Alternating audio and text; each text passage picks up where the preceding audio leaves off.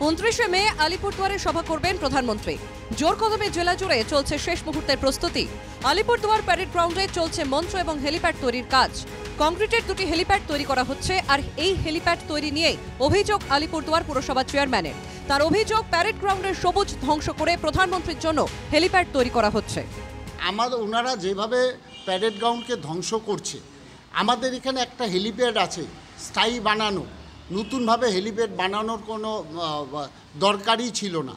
সে নরেন্দ্র মোদীর সভা এখানে প্যারেড গ্রাউন্ডে করবে, সবুজায়নকে বাঁচিয়ে করা, তা আমরা ভেবেছিলাম সবুজায়নকে বাঁচিয়ে তিনি করবেন, কিন্তু আমরা দেখা যাচ্ছে সেখানে সবুজায়নকে ধ্বংস করে কংক্রিটে পরিণত করছে মাঠ।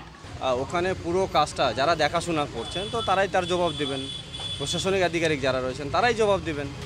চেয়ারম্যানের অভিযোগের মধ্যেও জোর কদমে চলছে প্রস্তুতি। মঙ্গলবার এই হেলিপ্যাডে মহড়া দিল MI-17 হেলিকপ্টার। দুপুর থেকে বায়ুসেনার হেলিকপ্টাররা মহড়া দেখতে প্যারেড গ্রাউন্ডের বাইরে চোখে পড়ার মতো মানুষের ভিড়।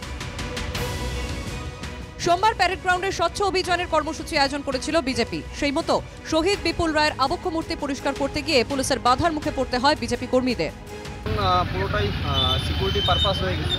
আমাকে শুনতে হবে যে কী কারণে করতে যায়নি। যদি সেটা সিকিউরিটি পারপাস হয়ে থাকে তাহলে ঠিক আছে, আর যদি সেখানে পুলিশ প্রশাসন বা অন্য কেউ যদি সেখানে অন্য মানসিকতা যদি তাদের মধ্যে প্রতিফলিত হয় তাহলে সেটা আমরা ভেবে দেখি।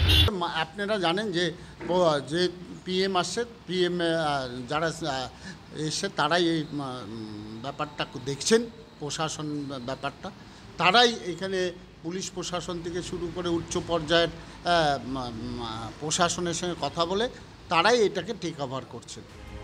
আলিপুরদুয়ার প্যারেড গ্রাউন্ডে 29 মে প্রধানমন্ত্রীর জনসভা। তার আগে প্রস্তুতি ঘিরে রাজনৈতিক চর্চা শুরু শাসক বিরোধী দুই শিবিরেই।